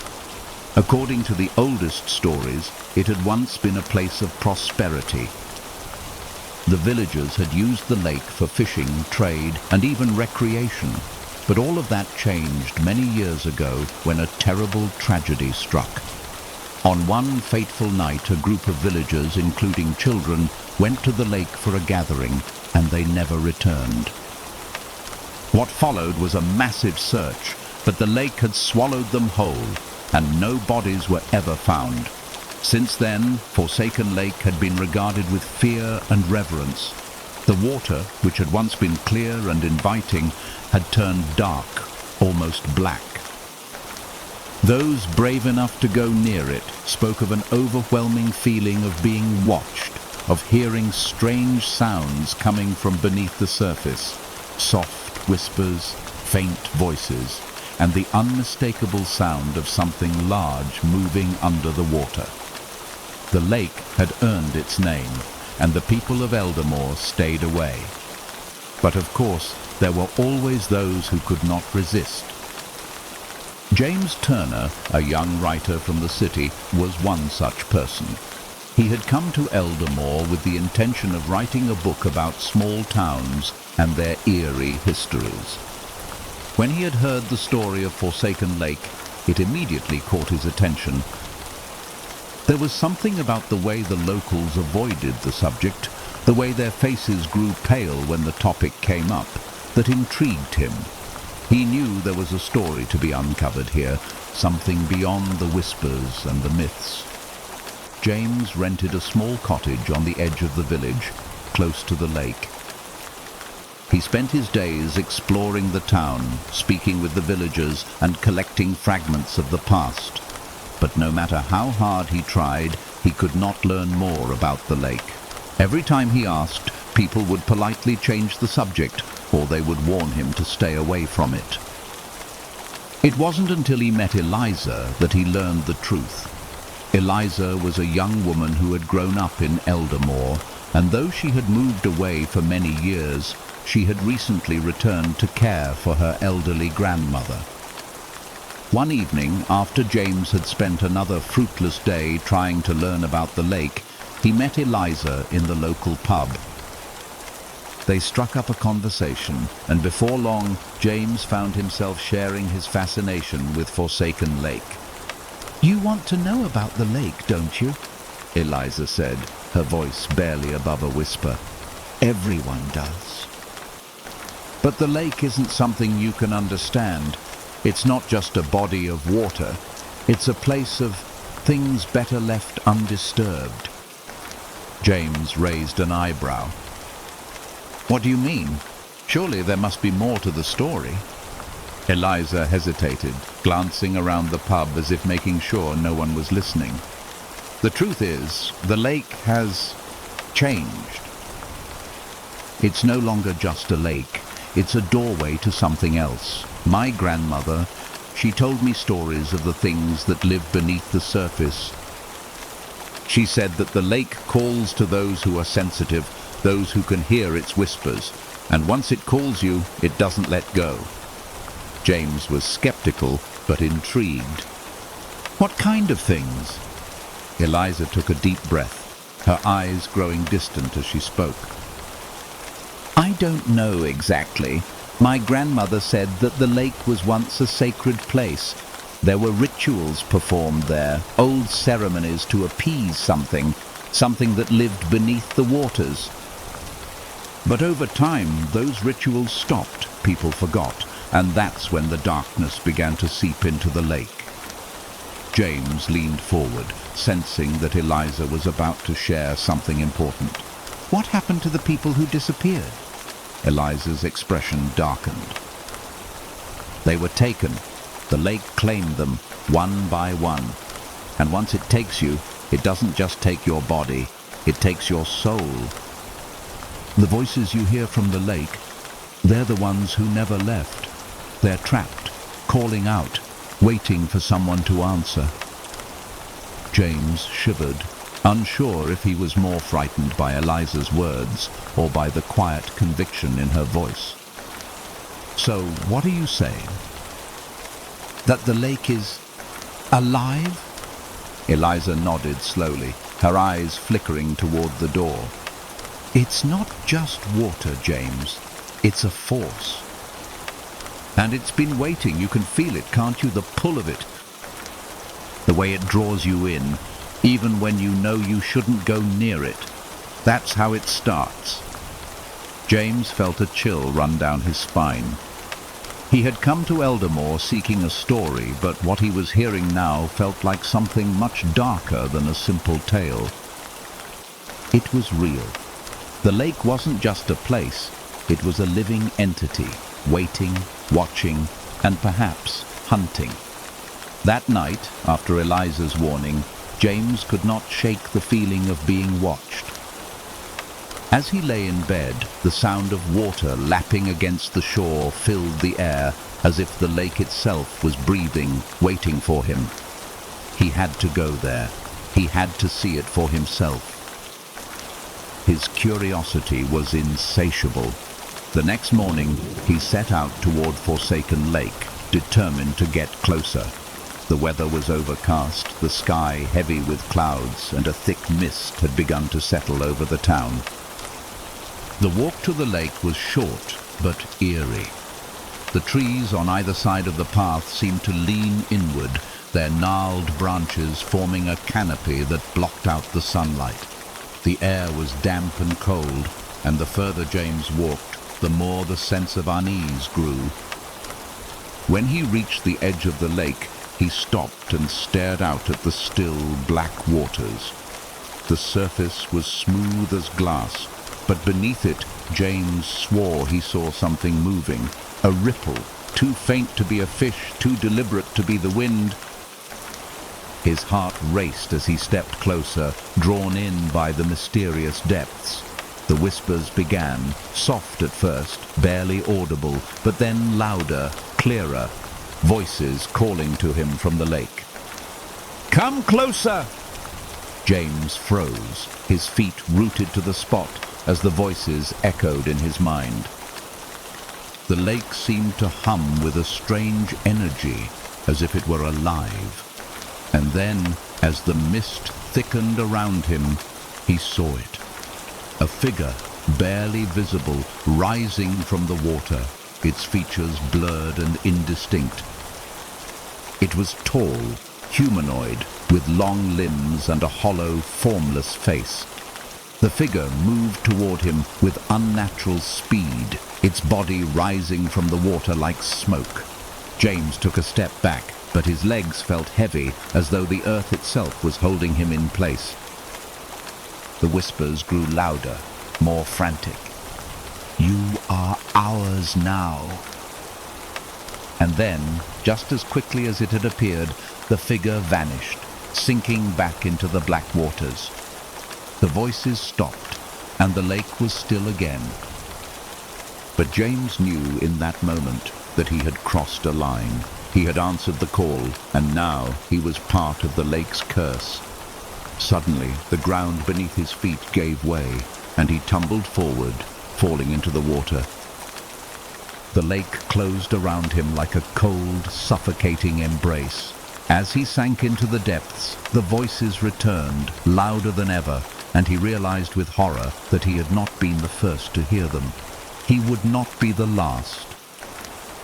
When James awoke, he was lying on the shore of Forsaken Lake, gasping for air. His body was soaked, his clothes clinging to his skin, but the lake was calm, the mist gone, and the whispers had stopped. He struggled to his feet, disoriented, and looked around. The lake seemed peaceful again, almost serene, but something had changed. The weight of the experience pressed down on him, and the unsettling feeling of being watched never left. He stumbled back toward the town, his mind racing with questions. What had happened to him in the water? Had it been a hallucination, or had the lake really claimed him? The figure, the voices, it all felt too real to ignore. When he returned to his cottage, Eliza was waiting for him, her face drawn with concern. She had seen it in his eyes, the same thing that had happened to so many others. "You've been to the lake, haven't you?" she asked softly. James nodded, his throat dry. "I saw it. The figure. The voices." Eliza's expression darkened. "I warned you. You didn't listen." I don't understand. What was that thing?" "What was the lake?" Eliza's eyes flickered with sorrow. "It's not just a place, James. It's a prison. The lake traps the souls of those who answer its call, those who listen to the whispers. Once you've seen the figure, once it takes you, you belong to the lake. You will never be free." James felt a cold shiver run through him. The lake had marked him, and no matter how far he ran, it would always be there, waiting for him to return. As the days passed, the town of Eldermore seemed to grow quieter, the whispers from the lake now a constant presence in the back of James's mind. He had answered its call, and now the lake owned him.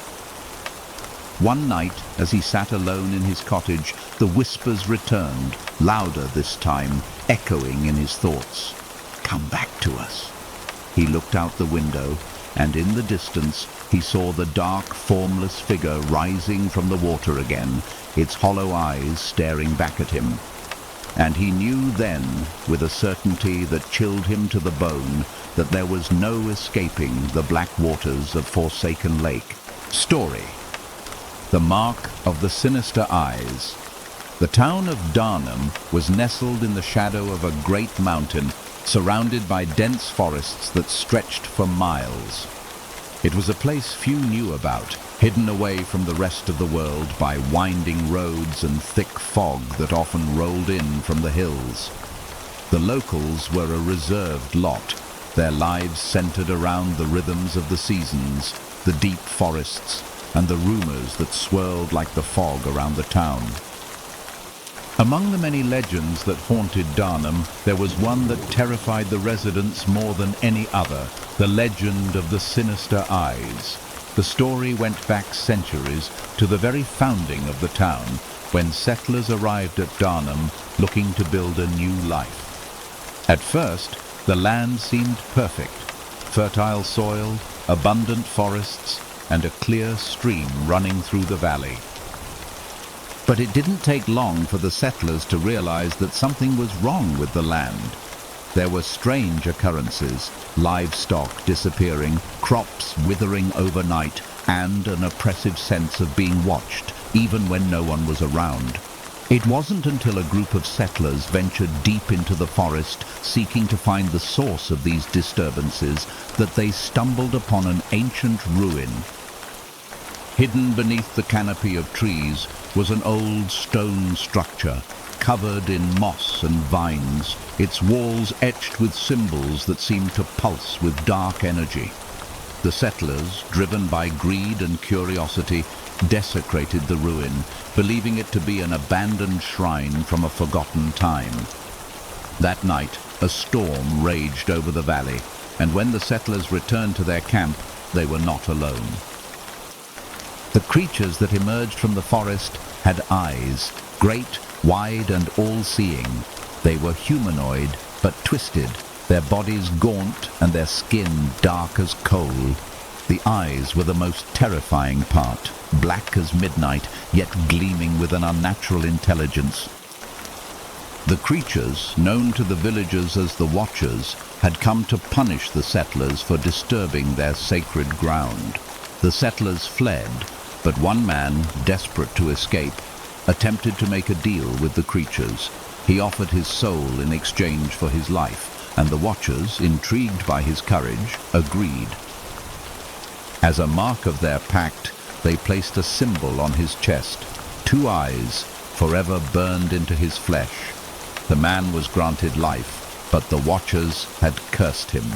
From that day forward, his descendants would carry the mark of the sinister eyes, a symbol of their pact with the dark creatures that lurked in the forest. For generations, the people of Darnham had lived in fear of the sinister eyes, the mark passed down from one generation to the next. The villagers believed that the mark would bring misfortune and death to anyone who bore it. But it wasn't just the curse that frightened them. It was the presence of the Watchers themselves, who would come to claim those who dared to interfere with their domain.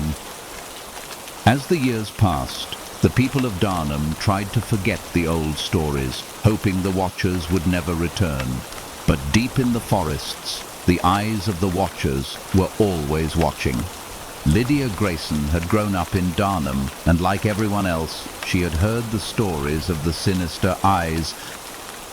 She had never truly believed in the old tales until the night it happened. She had always felt safe in the town, sheltered by the distant mountains and the thick fog that kept strangers at bay. But when Lydia returned home one evening from her work at the general store, she felt an overwhelming sense of dread. The air was heavy, the fog thick and cloying, and the trees surrounding her house seemed to whisper, their branches swaying unnaturally in the wind. It was then that she saw it, the figure in the shadows. It was a man, tall and cloaked in black, standing at the edge of her yard, just beyond the reach of the streetlight. Lydia froze, her heart pounding in her chest. She couldn't see his face, but there was something about him that felt wrong, something that made the hairs on the back of her neck stand up. The man stepped forward, his presence almost palpable, and Lydia's instincts screamed at her to run. But she couldn't move. He reached out toward her, and as he did, a flash of light caught her eye.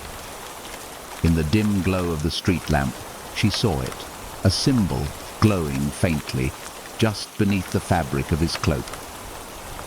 It was a symbol she knew all too well, the mark of the sinister eyes. Lydia gasped, her mind reeling. The stories, the warnings, everything her grandmother had told her about the curse. The mark, the watchers. The man took another step forward, his face still hidden in shadow. He spoke in a low, gravelly voice. "You're the last one. It's time." The words sent a chill down Lydia's spine, and for the first time, she understood the weight of the curse that had haunted her family for generations. She was the descendant of the man who had made the deal with the Watchers, and now they had come to claim her. As the man advanced, Lydia finally found her legs, and with a burst of energy, she ran. She didn't know where she was going, only that she had to escape. She darted down the street, her breath ragged and her heart pounding, but the man was fast, his footsteps echoing behind her. The Watchers had returned, and they were after her. She reached the edge of town where the forest began, and without hesitation, she plunged into the trees. The dense fog swallowed her whole, and the world became a blur of shadows and fear. The further she ran, the more the whispers grew louder, their voices calling out from the darkness. They were watching her, following her, and she could feel their cold eyes on her back. Suddenly, a shape emerged from the mist, standing tall and silent in the distance. Lydia stopped dead in her tracks, her blood running cold. The man was there, but he was not alone. Figures moved behind him, their forms dark and indistinct, but their eyes, those black, hollow eyes, shone like lanterns in the fog. There were more of them, the Watchers. Lydia stumbled backward, her breath coming in shallow gasps. She was trapped. There was no way out. One of the Watchers stepped forward, its form solidifying in the mist. It was tall, its limbs long and thin, its body covered in dark, tattered clothing. But it was the eyes that horrified Lydia the most. They were large, unblinking, and glowed with an unnatural light. They were the eyes of the Watchers, watching her from every direction. And as the creature approached her, it raised its hand. "You cannot escape your fate," it said, in a voice that echoed in her mind. "You are marked." Lydia's chest tightened as she stared at the figure before her. The mark. The curse. It had come for her, just as it had claimed so many before her. There was no way out. With trembling hands, Lydia reached for her chest, where the mark of the sinister eyes had appeared. It burned against her skin, hot and searing, as though it were alive. She could feel the weight of it, the power it held, and the presence of the Watchers around her. Suddenly there was a burst of light, and the Watchers recoiled, their eyes flickering in the brightness. Lydia looked up, her heart pounding, as a figure emerged from the fog. A man, tall and imposing, standing in front of her. His eyes glowed with the same intensity as the Watcher's eyes, but there was something different about him. He was not one of them. "Leave her alone," the man commanded, his voice firm and strong. The Watchers hesitated, their dark eyes shifting between Lydia and the newcomer. For a moment, it seemed as though they would retreat, but then, with a sudden movement, they lunged at the man. The air crackled with energy, and Lydia could feel the ground beneath her feet tremble. The man raised his hand, and a blinding light erupted from his palm, sending the Watchers scattering into the fog. They hissed and howled, their forms dissolving into the mist, but the figure stood firm, his eyes still glowing. Lydia stood frozen, her heart racing as she tried to comprehend what had just happened. Who was this man, and why had he come to her aid? The man turned to face her, his expression softening. "You are not alone," he said gently. "The curse is not your burden to bear." Lydia swallowed hard, the weight of the past few moments sinking in. "What do you mean? Who are you?" The man smiled sadly. I am the one who broke the pact. I was the one who stood against the Watchers and broke their hold on your ancestors. And now I have come to free you from the mark. Lydia stared at him, her mind racing. But how? How can I be free? The man extended his hand, his eyes filled with determination. By confronting the past and by breaking the chain that has bound you for generations. With a final glance at the retreating fog, Lydia took his hand, her heart pounding with hope. For the first time in her life, she felt the weight of the curse lifting from her, as if the mark was finally being erased piece by piece. And as the light from the man's eyes faded into the mist, Lydia knew that the Watchers would never return.